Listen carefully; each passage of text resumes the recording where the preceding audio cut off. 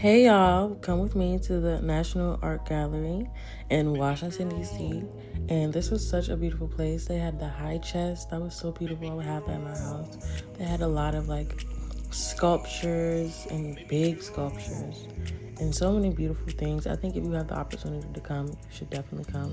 But then they had this big, huge hallways, and that's a big thing about this place. They had so many hallways, and this was one of my favorites. It's called The Thinker, and this is the Hand of God.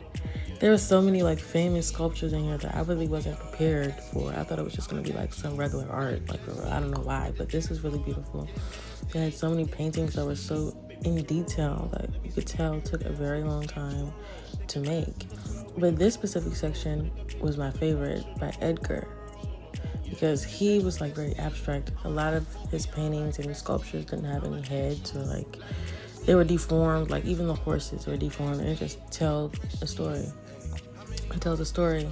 And yeah, this was one of my favorite ones. I thought the women's sculptures were so beautiful, and how it just captures the woman and her body without it being overly sexual. And it looked like Greek gods and Greek goddesses. This was so beautiful. I love the flowers. She's so beautiful. All the women in here were just so beautiful. And then I realized that there's an upstairs, and I was like, oh shoot, it's an upstairs. The upstairs was even more grand and beautiful, and even much bigger of a space. This space was so huge. It was so huge, and there's so many nooks and crannies to walk through in this entire museum that I couldn't even see everything. It would definitely take days to see this. And I loved how they captured dogs. They captured dogs in these paintings, and they're super in detail. And this was one of my favorite sections too, because I used to draw and I used to use charcoal pencil, and that reminded me of that. So it's very interesting. And then they had a painting of Napoleon, which was very, very in detail, the shadows that they use and how they're able to capture the shadows.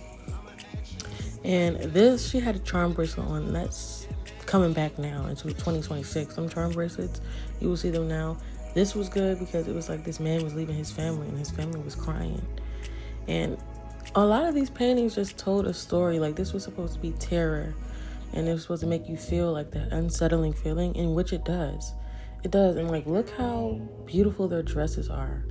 I just felt whoever painted this is extremely talented, and nobody really does art like this anymore. And they were just so beautiful. I really wasn't expecting to see all of these beautiful paintings, and I would love to have these in my house. And how well kept they are. Look at that dog. Do you see how the dogs are just so in detail?